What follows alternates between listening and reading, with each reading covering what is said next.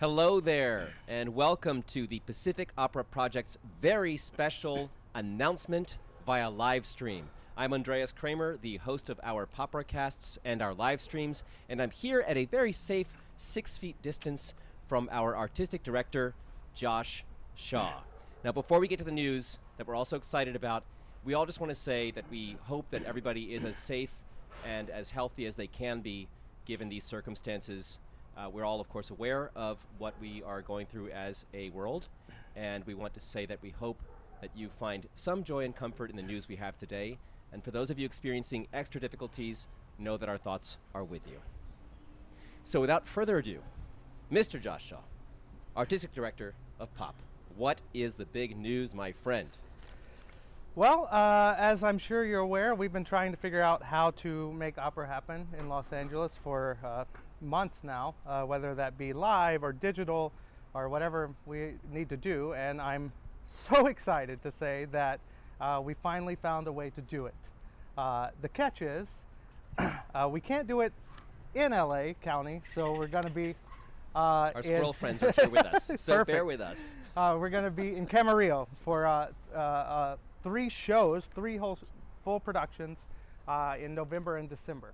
So a mini season is happening. Is that what you're saying, Josh? There's not much mini about it, to be honest. That's typical pop fashion. And before we get into it here, Camarillo, Josh, is that far?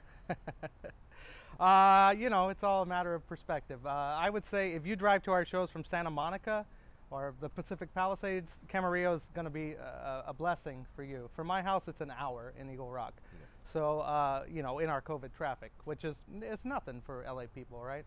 And we're doing everything we can to make that easy for you. We're putting our shows at 5:30 p.m. as soon as the sun goes down, and we're cutting our shows down to 2 hours. So, you know, realistically, you could be back on your couch by 9 p.m. That's where I want to be, Yeah. I suppose, at 9 p.m. But now that you've said we've got these shows coming, I happen to know that there might be a theme happening here, and I'm very. It's an interesting theme, and it's one that we are talking about a lot. So, Josh, how did you approach putting these shows together as a theme? Well, there's so many things that go into putting this show. There's so much that goes into putting any season together, but under the pandemic guidelines, which are very strict, of course, you know, you're looking for small cast and very specific types of shows you can do. And then, you know, all the pieces just kind of fell into place where we're always talking about how we want opera to be relevant and speak to our day. And you know what? We've never been in anything like this. How are we going to ignore it? So in some way, every show we're doing has to do with the pandemic. Don't let that worry you. There's tons of laughs to be had. But, you know, you'll see the theme as we reveal the shows here. Yeah, and absolutely, as you've said, with opera that we want to have produced, it does address what's really happening and in a way that we all process. So there's humor. There is, of course, drama. There'll be, I'm sure, some farcical elements in what you're doing and some settings that you might know pretty well, Josh. So let's get into the details a little bit here. How about you walk us through the very first show? So the first show will be the second week, or the 14th weekend of November, coming up very fast. And you know, there's been only one silver lining in the pandemic for me, and that is I've been able to catch up on all the golf I didn't play the last 10 years during the pandemic. So the first show is set on a golf course. And if you'll recall, in March we had to stop production on Così fan tutte when the pandemic hit. So it seems only fair to take a mulligan on that show. I am so disappointed and happy with that joke. And both. do Così fan tutte, and we will be calling it COVID fan tutte. So on the nose. You know, let's not beat around the bush.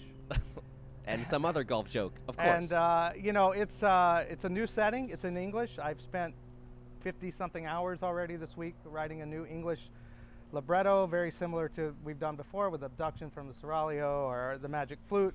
Sets everything in current day at a Southern California golf resort. And the 2 girls were there when COVID hit on spring break at their family home. They've decided to ride out the pandemic there. in large part because they fell in love with two caddies at the course. And there's Don Alfonso, who is very much a Rodney Dangerfield type character from Caddyshack. And Despina works at the cafe, well, the restaurant that's now an outdoor cafe.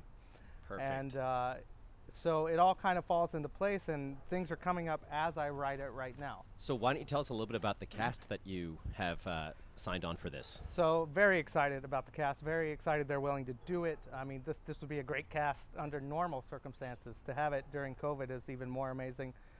We wanted to make everybody as safe as possible. So I specifically sought out couples who live by themselves, could quarantine and isolate. So for our tenor and our soprano couple, we'll have Nathan Granner and Jamie Chamberlain, who you all remember from Lucia di Lammermoor, and they're doing things all over the internet right now for LA Opera and everyone else. For our secondary love couple, we have two newbies to pop, but good friends of mine from Southern California, Colin Ramsey and Christina Pezzarosi.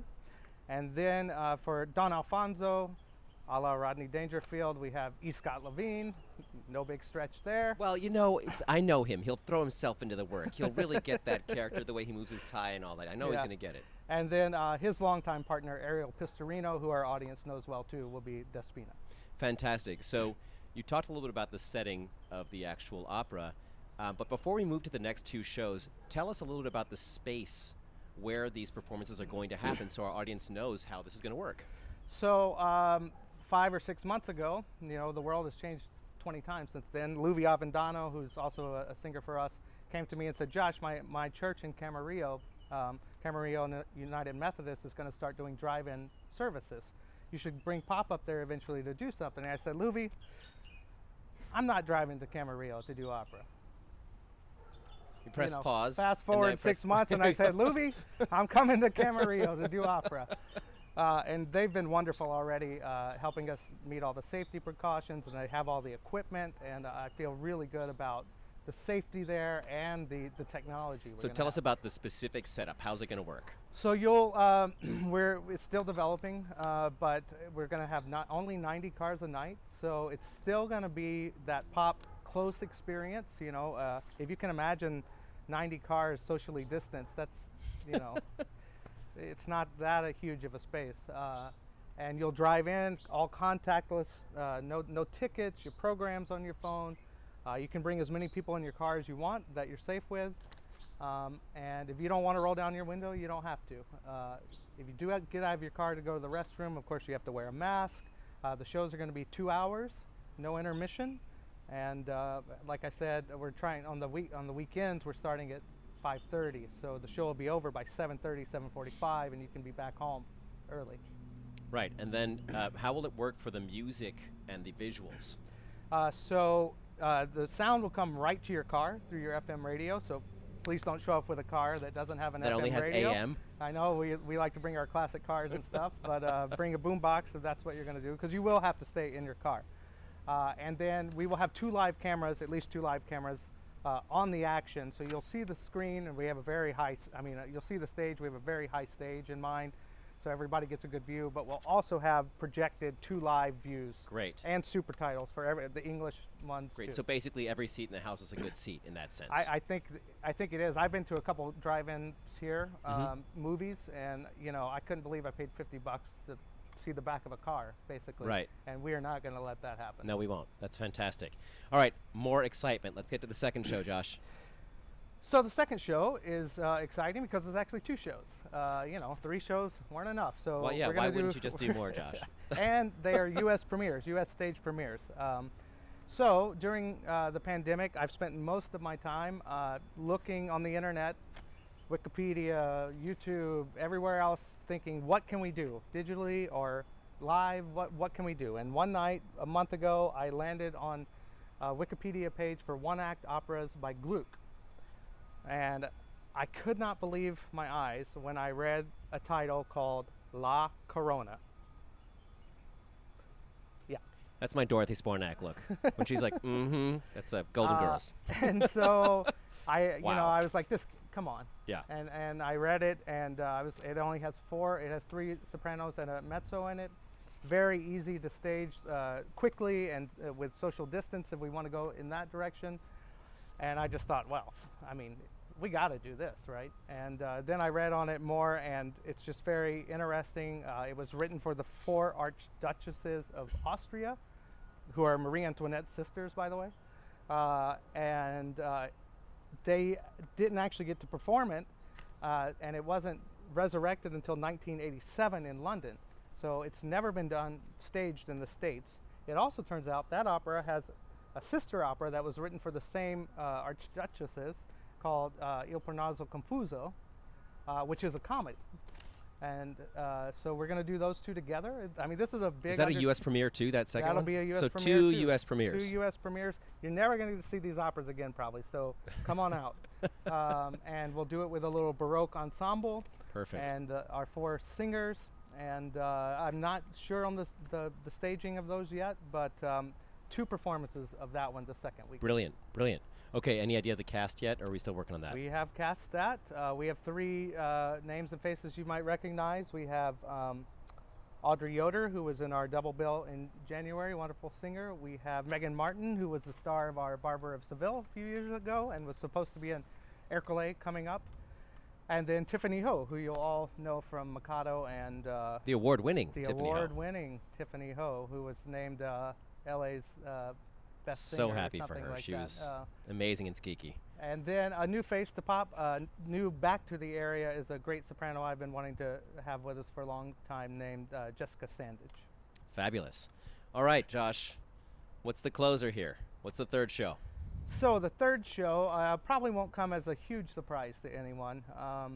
You know, I was in a meeting again in April or something like that, and we were a bunch of artistic directors and a Zoom meeting, of course, and you know, we were talking about all of the pandemic, and you know, oh God, how long is it going to take before someone does a bohème in poor taste on this? And to be honest, it made me cringe thinking about, you know, doing a bohème at that time with COVID involved. And you know, over 6 months, I've just come to realize, like, we always say we want opera that speaks to us, that's about what's going on, that's relevant and accessible.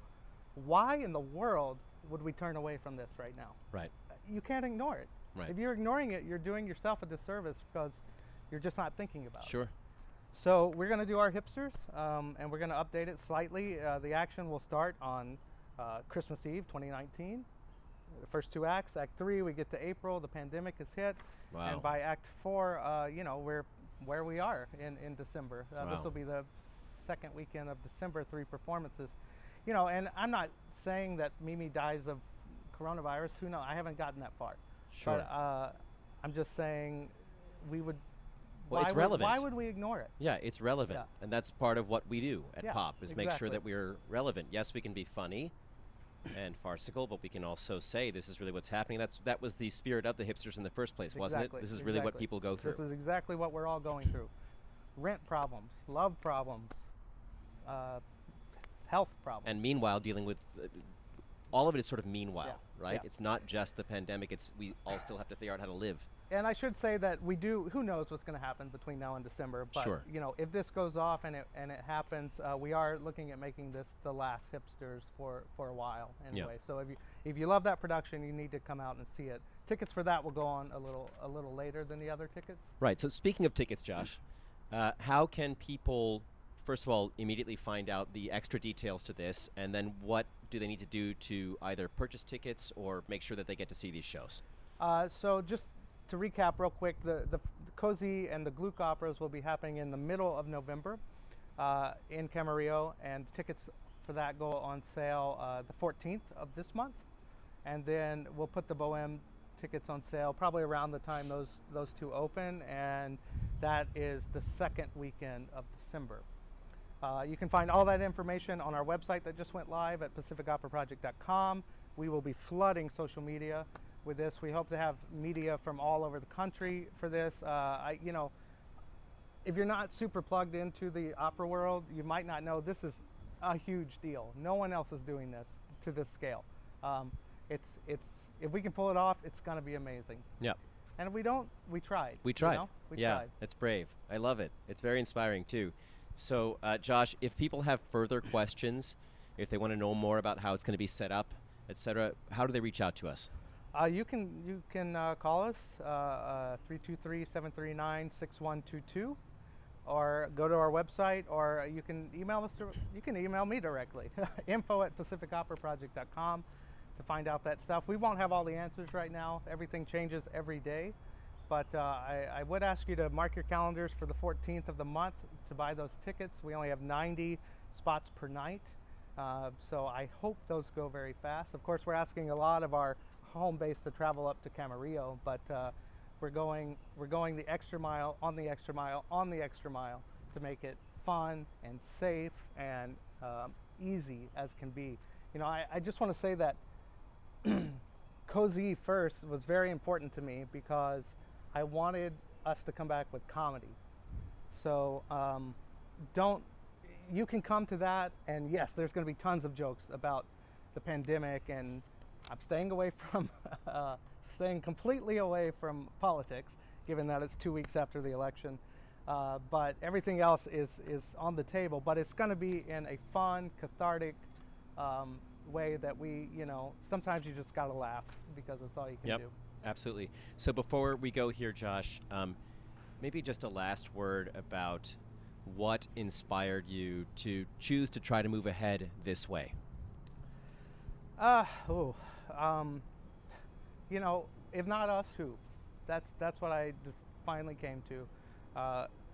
It's always been our saving grace that we'll do whatever it takes. And the other huge part of it is a show at Pop is nothing without the audience. So we could have recorded and made the most beautiful video of La Boheme or whatever you want to name, but without the people laughing and crying and cheering, why? Why? Absolutely. So we'll get to do it. We're figuring it out. Yeah. It's so It'll be exciting. Horn honking. Yeah. Time, Oh, horn honking. That'll be a Yeah, thing. yeah. Right. An opera first. Okay. Well, everybody, thank you, Josh, for being here and Thank for you. talking to us about this. We're so glad for those of you who are able to watch this and may watch this in the future.